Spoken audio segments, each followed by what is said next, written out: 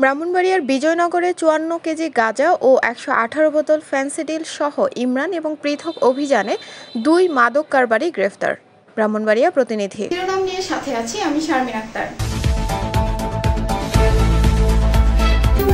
Kasba TV, হৃদয়ে বাংলা। এবারে জানিয়ে দিচ্ছি বিস্তারিত। র‍্যাব ৯-এর বিশেষ অভিযানে ব্রাহ্মণবাড়িয়ার বিজয়নগর থেকে ৫৪ কেজি গাঁজা সহ ১১৮ বোতল ফেনসিডিল সহ ইমরান সহ ২ মাদক ব্যবসায়ীকে গ্রেফতার করা হয়েছে।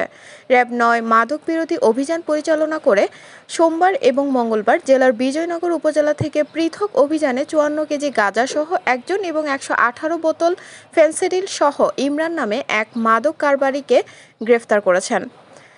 গতকাল দুপুরে র‍্যাব ৯-এর এএসপি মশিউর রহমান সোহেল স্বাক্ষরিত এক প্রেস বিজ্ঞপ্তিতে এ তথ্য জানানো হয়। তিনি জানান, গোপন সংবাদের ভিত্তিতে র‍্যাব ৯ CPC-1 এর অভিযানে ১৯ নভেম্বর রাত ৪:৩০টার দিকে ব্রাহ্মণবাড়িয়া জেলার বিজয়নগর থানাধীন এলাকা থেকে অভিযান পরিচালনা করে একজন মাদক ব্যবসায়ীকে গ্রেফতার করা হয়।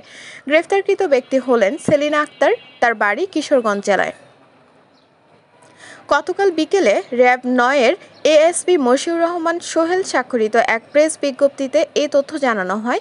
তিনি জানান, গোপন সংবাদের ভিত্তিতে র‍্যাব ৯ CPC-1 এর অভিযানে মঙ্গলবার ২০ নভেম্বর বিকেলে ব্রাহ্মণবাড়িয়া জেলার বিজয়নগর থানাধীন এলাকা থেকে অভিযান পরিচালনা করে একজন মাদক কারবারিকে গ্রেফতার করা হয়। গ্রেফতারকৃত ব্যক্তি হলেন ইমরান মিয়া, পিতা আব্দুস সাত্তার, তার বাড়ি ব্রাহ্মণবাড়িয়া জেলার আখাউড়া উপজেলায়। পরবর্তী আইনগত ব্যবস্থা গ্রহণের লক্ষ্যে গ্রেফতারকৃত ২ মাদক ব্যবসায়ীর বিরুদ্ধে মাদকদ্রব্য নিয়ন্ত্রণ আইন ২০১৮-এর সংশ্লিষ্ট ধারায় মামলা দায়ের পূর্বক আসামিসহ জব্দকৃত আলামত সংশ্লিষ্ট থানায় হস্তান্তর করা হয়।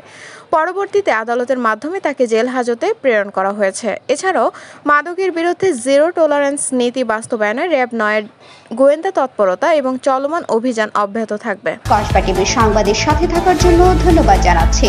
পরবর্তী সংবাদ পেতে আমাদের চ্যানেলটি সাবস্ক্রাইব করে রাখুন।